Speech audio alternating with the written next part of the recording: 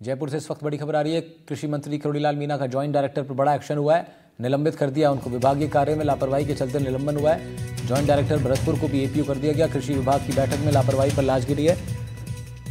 किरोड़ीलाल मीणा ने विभाग का काम फिर से संभालने के बाद बड़ा बयान दिया है। बोले लापरवाही किसी भी सूरत में बर्दाश्त नहीं होगी। सुशांत पारिक फोनलाइन पर हमारे संवाददाता जुड़ रहे हैं, उनका रुख कर लेते हैं। जी सुशांत, क्या अपडेट है? देखिए राहुल, 9 महीने के बाद आज कृषि मंत्री के रूप में वो बैठक ले रहे थे और डिटेल लंबी बैठक चली।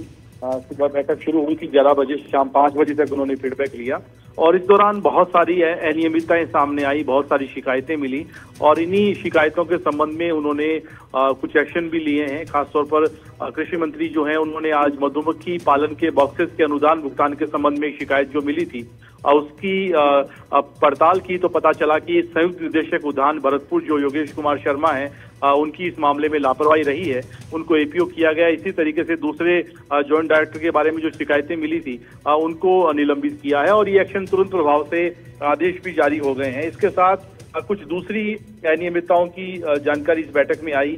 खासतौर पर जो दानिश अबरार कांग्रेस के विधायक रहे थे सवाई माधोपुर में, उनकी माताजी के नाम से यास्मीन अबरार के नाम से पॉली हाउस स्वीकृति जारी करने का मामला भी सामने आया था।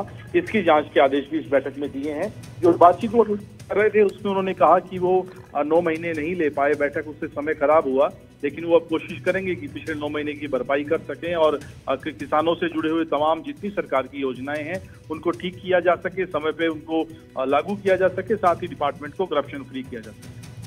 ठीक है सुशांत, शुक्रिया आपका तमाम जानकारी के लिए। सुशांत पारिक रिपोर्ट कर रहे थे इस खबर पर।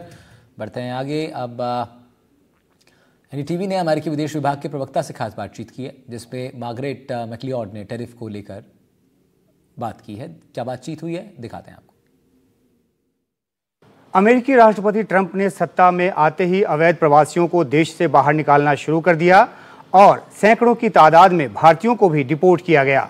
डिपोर्ट किए जा रहे भारतीयों की पहचान भारत सरकार ने तस्दीक की और फिर उनको आने दिया। लेकिन जिस तरीके से अमेरिका ने सैन्य विमान में उनको भेजा और हथकड़ियां और बेड़ियों में जकड़ कर भेजा, उससे यहाँ लोगों में भारी रोष है।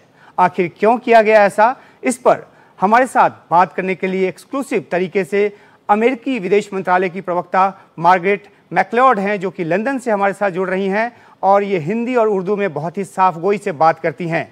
आपका बहुत स्वागत है मार्गरेट, एनडीटीवी इंडिया से जुड़ने के लिए। आपका धन्यवाद। जी, सबसे पहले तो हम आपसे यही जानना चाहेंगे कि आखिर हथकड़ी क्यों लगाई गई?